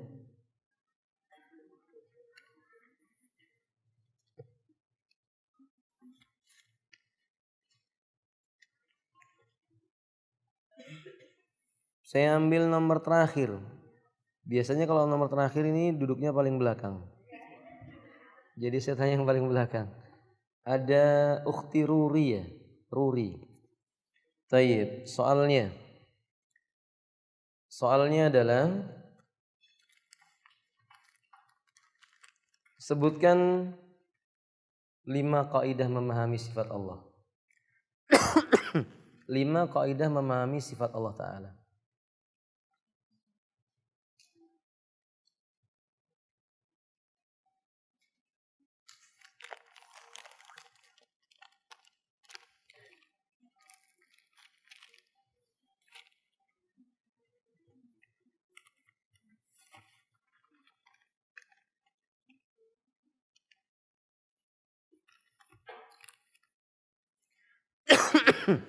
Ukhti Rurinya ada toh? Hadirah atau ghaibah? Hadir atau sudah istirahat? Silakan dijawab, 5 kaidah memahami sifat Allah Subhanahu wa taala. Yang tadi baru kita bahas di sesi ini.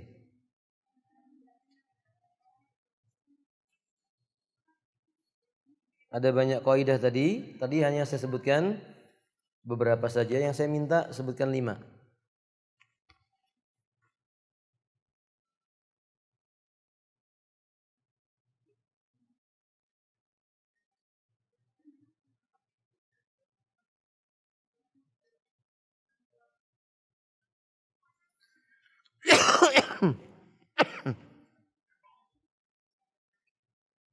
Terus yang soal yang kedua untuk ukhti siapa ini? Ada ukhti Atika. Atika Adi atau AP ini? Nomor 64 urutannya. Ukhti Atika Adi atau AP itu? Taib. Soalnya adalah sebutkan nama-nama Allah yang tidak boleh ada pada makhluk. Yang tidak boleh ada pada manusia maksud saya. Nama-nama Allah yang tidak boleh disematkan kepada manusia kecuali di depannya diberikan tambahan lafaz abdun. Silahkan ukhti Atika. Kalau tadi Ruri 5 kaidah ya. Atika nama-nama Allah yang tidak boleh dijadikan untuk nama manusia kecuali diikutkan dengan lafadz abdun.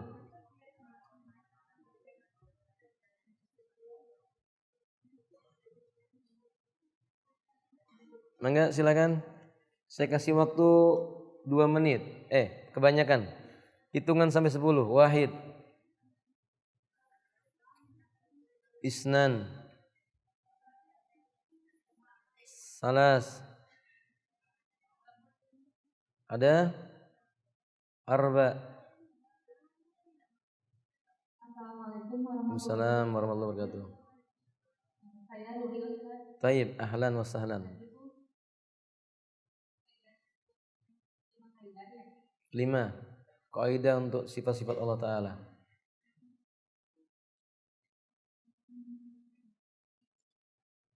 Pertama, semua nama Allah itu sifat Allah.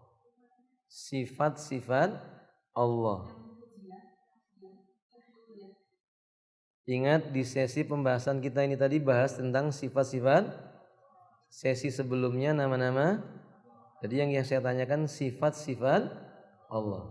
Silakan Ukhti Ruri, barakallahu fiik. Yang sifat tidak boleh. Sifat Allah yang tidak boleh. 5 kaidah untuk menentukan sifat-sifat Allah. Memahami sifat Allah ada kaidah. Saya minta sebutkan 5 kaidah.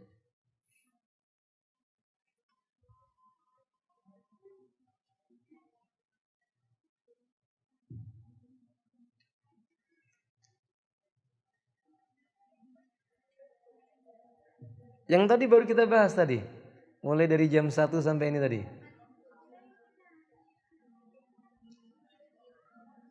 Yang tadi baru saya bahas. Ayo Ukhti Atika. Wujud, terus sama. Wujud sama. Barangkali Ukhti nggak ngerti maksud saya. Maksud saya adalah kaidah memahami sifatnya Allah. 5 kaidah cara memahami sifatnya Allah Ta'ala. Nah, itu maksud saya, Om. Kaidah pertamanya apa, keduanya apa, ketiganya apa, keempatnya apa, kelimanya apa.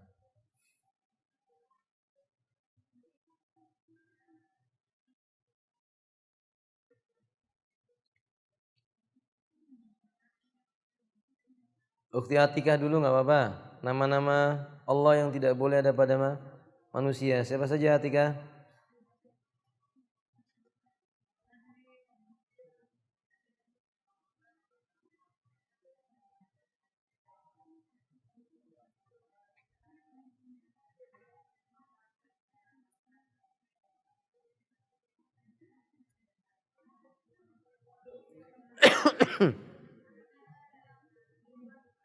Siapa?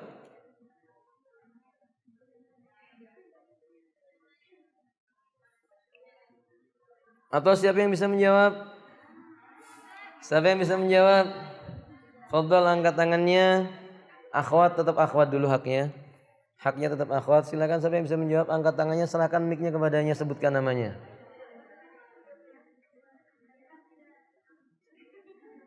Takutnya nanti waktunya habis.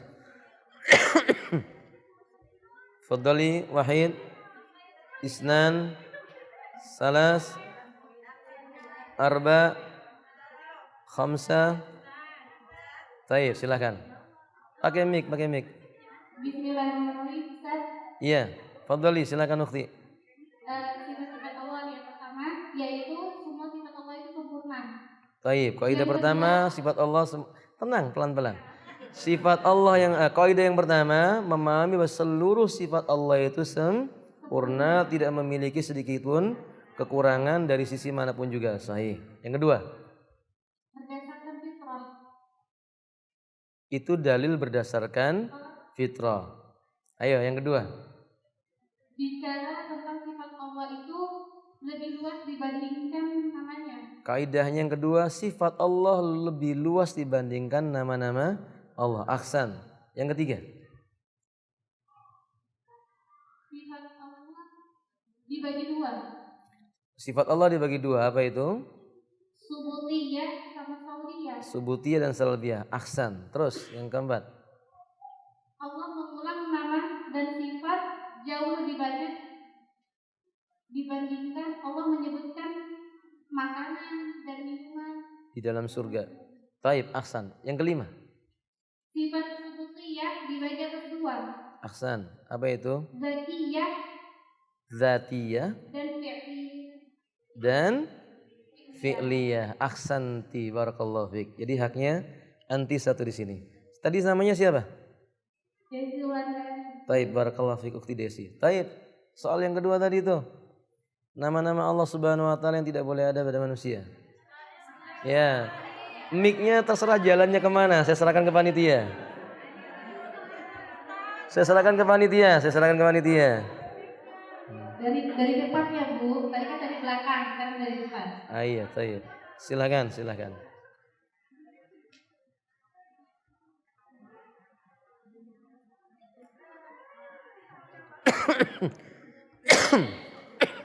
Silakan Fadal.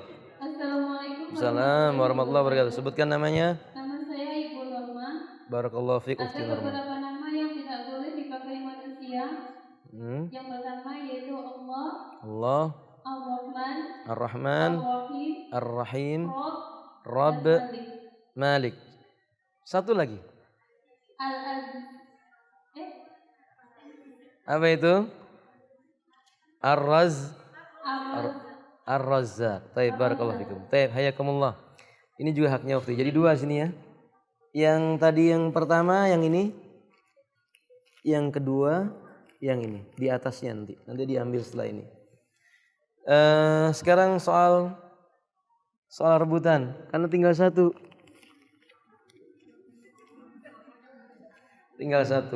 Ya. Soalnya adalah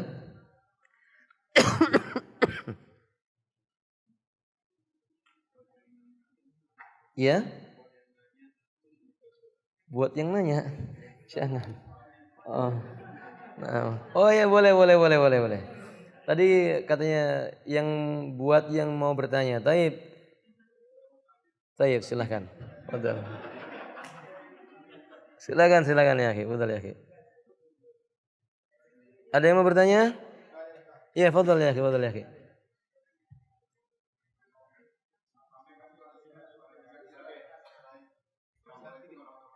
Waalaikumsalam warahmatullahi wabarakatuh.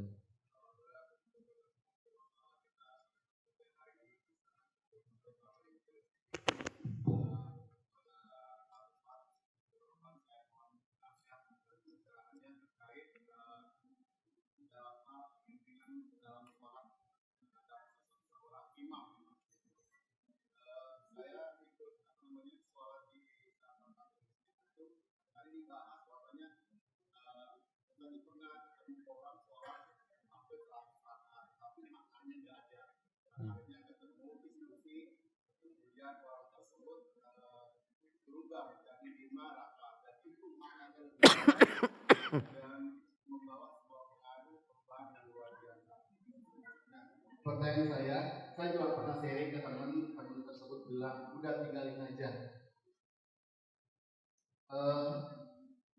Imam tersebut kalau sholat itu ngebut, ngebut. Jadi jujur terus terang saya sholat tapi kadang-kadang dan sering hati saya dongkol. Kita belum sempat baca ruku udah berdiri lagi, belum sempat sujud udah duduk di antara dua sujud lagi. Jadi saya mohon nasihatnya apa yang harus saya lakukan, bagaimana memaknai atau menyikapi imam seperti ini, karena saya mau sholat di tempat yang lain jauh, sementara di samping rumah ini masjidnya gitu kan. Jadi tolong mohon pencerahannya. Sementara si imam tadi kalau udah sholat zikirnya panjang sekali dibalik. Seperti sholatnya itu ya Allah nggak sampai 2 menit mungkin, tapi kalau zikir itu 10 menit. Oh ya. Taib, insyaallah ya. Apa yang harus saya lakukan? Taib, barakallahu fiik. Sementara hati saya tiap tidur, tiap ikut sholat jamaah, dokol gitu. Iya. Jadi percuma juga kadang-kadang sholat, tapi padahal kita harus memakmurkan masjid gitu. Nah, katanya kalau laki-laki yang sholat di rumah itu lelaki soleha. Saya nggak mau jadi laki-laki soleha. Oke, terima kasih atas mohon pencerahannya. Nama saya Sudirman. Wassalamualaikum warahmatullahi wabarakatuh. Assalam. Saya dapat istilah baru nih, lelaki soleha ini ya. Insyaallah. Bismillah, alhamdulillah, wassalatu wassalamu ala rasulillah wassalamu. Teman-teman, ini pertanyaan beliau. Insyaallah tadi hadiahnya buat yang bertanya, sudah nggak apa buat yang bertanya insyaallah. Dan agak panjang insyaallah jawabannya. Pertama, akhi, yang harus kita ketahui bahwa hidup di dalam bermasyarakat, sholat dalam berjamaah, tumbuhkan dulu dalam diri kita pentingnya ilmu. Munculnya kedongkolan yang seperti Anda sebutkan, ini tidak muncul kecuali barangkali karena kita dan karena mereka sama-sama belum paham tentang apa? Ilmu. Tentang masalah sholat ini ilmunya luas. Kita bahas dari poin yang pertama. Gimana sih bagaimana seseorang sholat berjamaah, boleh nggak dia meninggalkan masjid yang imamnya seperti yang disebutkan oleh beliau? Jawabannya nggak boleh. Dia harus tetap berjamaah di tempat itu. Dalilnya apa? Hadis Nabi SAW. Nabi katakan, "Idza shalla ahadukum ilal masjidi falyusalli ilal masjidil ladzi aqrabu ila baitihi." Atau kama qala alaihi salatu wasallam. Bila salah seorang di antara kalian hendak menunaikan salat di masjid, carilah masjid yang terdekat dengan tempat dia tinggal. Saat kondisinya kan seperti itu. Ada hadis yang mengatakan, "Man ra'a minkum munkaran falyughayyir biyadihi." Barang siapa melihat ada sebuah kemungkaran, hendaknya dia berusaha merubah dengan tangannya. Enggak sanggup dengan lisannya, enggak sanggup dengan hatinya. Dalam masalah ini, Anda punya kewajiban menasihati Pak Imam. Cara menasihatinya bagaimana? Bukan pergi meninggalkan, tetap sholat di belakangnya. Temani dia sampai selesai sholat. Bahkan kalau perlu dia selesai dzikir, antum tetap di situ. Sudah tidak ada manusia baru antum mendekat. Saya senang dengan sholat Anda. Maka saya senantiasa sholat di belakang Anda. Akan lebih senang lagi kalau bacaannya dipanjangkan dikit, Pak. Rukuknya dipanjangkan dikit. Saya semakin jatuh cinta dengan Anda. Begitu. Lalu katakan kepadanya, uhibbuka fillah. Saya mencintai Anda karena Allah. Tapi kalau Anda tinggalkan begitu saja, dampak negatifnya, siapa yang mau memakmurkan masjid itu? Kalau orang seperti Anda dan yang lain-lainnya tiap melihat imam yang seperti itu, ini enggak cocokin, ditinggalkan. Masjidnya nanti siapa yang ngisi? Cuman Pak Imamnya sendirian. Sama muadzinnya. Muadzin juga ngeliat ini imam juga cepat banget. Nanti dia imam, muadzin, makmum sekaligus lama-lama. Maka sebab itu masjidnya menjadi kosong. Kami nasihatkan kepada antum tetap di masjid itu, tidak boleh tinggalkan masjidnya. Kalau sholat bahkan kalau perlu di belakang imam tersebut. Temani imam itu sampai semua orang tidak ada, kemudian berbincanglah dengan dia tentang sholat itu bagaimana, faedahnya apa. Jangan berbicara tentang kesalahannya dahulu, tapi bicaralah tentang keutamaan sholat, indahnya berjamaah, pentingnya saling nasihat menasihati, baru kemudian masuk. Wadah. 3. Apakah sholat saya sah selama imamnya masih tumak nina? Saya melihat dari cerita Anda masih tumak nina, cuma terlalu cepat. Batas tumak nina itu Al-Imam Nawawi mengatakan 1 kali tasbih. Jadi kalau orang itu mengucapkan Allahu Akbar subhana rabbiyal azim, sami Allahu liman hamidah, itu sudah tumak nina. Tapi kalau Allahu Akbar sami Allahu liman hamidah, Allahu Akbar, antum masih rukuk dia sudah assalamualaikum. Nah, berarti tidak apa? Tidak tumak ninah lagi. Kalau sudah tidak tumak ninah, kewajiban bagi Anda tetap sholat di masjid itu, tapi mufarraqah. Apa mufarraqah? Mufarraqah itu artinya berniat sholat sendirian. Imamnya salam, antum tetap sholat sampai menunaikan sholat. Kenapa begitu? Karena ini nasihat. Al-Utsaimin mengatakan, man ra'a akhta'a rajulin fi sholati summa lam yughayyir min akhta'i fa ka'annahu yusarriku fi dhanbi. Orang yang keliru di dalam melakukan sebuah sholat, lalu orang lain melihat kekeliruannya. Si yang melihat kekeliruan tidak menegurnya, orang tersebut menanggung dosa kekeliruannya juga. Cara menasihati bagaimana? Kita sholat yang benar. Kita sholat yang benar di situ dengan cara mencontohkan sholat yang pelan-pelan. Dia akan melihat, kenapa pula nih fulan ini? Saya sudah salam dia kok masih ruku. Paham? Nanti dia bertanya kepada antum. Antum nasihati pelan-pelan. Itu udah nasihat. Tapi kalau antum justru tinggalkan, besoknya antum gak sholat lagi, antum ikut berdosa. Karena membiarkan orang itu tetap salah dalam perbuatan apa?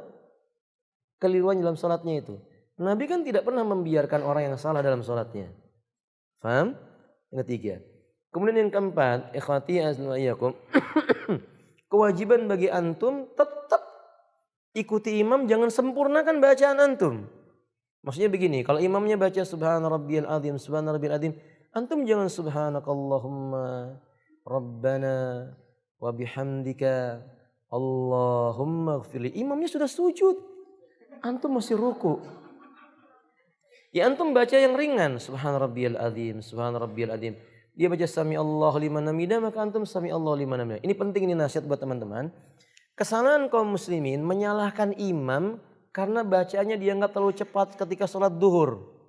Antum bedakan orang sholat duhur sama sholat maghrib. Orang kalau sholat maghrib dia membaca dengan suara yang jahriyah. Dia harus menamakan tajwidnya, bacaan mujawwad namanya.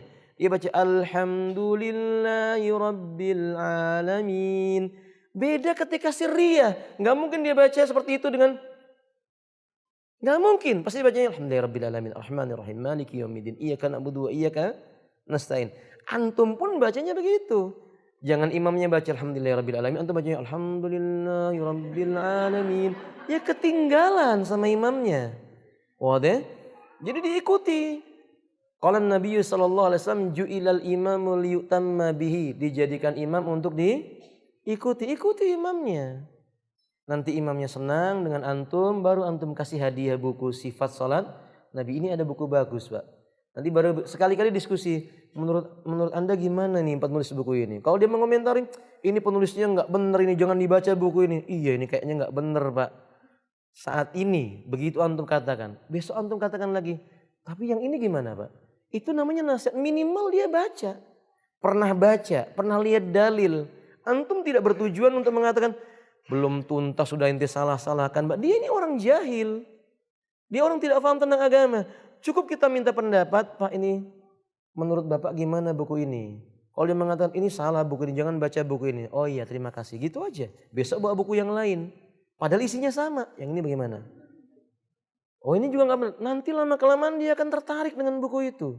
Antum menasihati dia dengan cara tidak dia sadari. Tapi kalau antum datang, sebentar Pak, jangan pulang dulu Pak. Orang semua sudah pulang, afwan, ini saya punya buku. Qala Rasulullah sallallahu alaihi wasallam. Antum akan dibilang, anak gak mau qala Allah, qala Rasul. Sudah menurut saya saja, begitu. Gak sampai dalil. Wadah, yang paling akhir. Jangan lupa didoakan. Dia itu imam sholat antum. Saudara antum, wadah. Jadi ketika antum sholat dalam tasyahud antum doakan Allahumma hdihi ya Rabb, beri dia hidayah ya Rabb. Kasih dia doa sama Allah. Antum doa ya Allah, beri dia hidayah ya Allah, berikan kemudahan memahami sunnah. Ini imam kami, buruknya dia menandakan keburukan saya ya Allah. Beri dia kebaikan. Doa sama Allah. Sampai kapan itu Ustaz? Sampai kita yang mati atau dia yang mati. Kalau dia sudah mati doanya beda. Ya Allah ampuni dosanya. Begitu akhirnya. Oke? Demikian. Jadi jangan ganti masjid ya. Jangan ganti masjid. Tetap di masjid itu. Dan jangan apa tadi? Jangan dong. Justru antum ini tantangan dakwah. Oke? Nah, supaya antum enggak dongkol, ini hadiahnya buat antum nanti ya. Barakallahu fiikum. Nah, ya akhi. Ya, saya rasa demikian Bapak Ibu ya, sudah jam 14:45. Mudah-mudahan yang sedikit ini bermanfaat ya. 15 menit harusnya jam 3 kita selesai. Antum kelihatan sudah lelah. Insyaallah besok kita dengan semangat yang baru. Semangat untuk belajar kembali, ajak keluarga, ajak temannya. Semoga majelis kita diberkahi oleh Allah. Mudah-mudahan perusahaan yang mendukung dan mensponsori kegiatan kita ini diberkahi oleh Allah. Semakin maju, karyawannya semakin diberkahi oleh Allah, semakin maju. Mudah-mudahan tetap dalam kebaikan sampai bertemu dengan Allah Subhanahu wa taala. Allahumma amin. Wa akhiru da'wana alhamdulillahirabbil alamin. Subhanakallahumma bihamdik asyhadu an la ilaha illa anta astaghfiruka wa atubu ilaik. Assalamualaikum warahmatullahi wabarakatuh.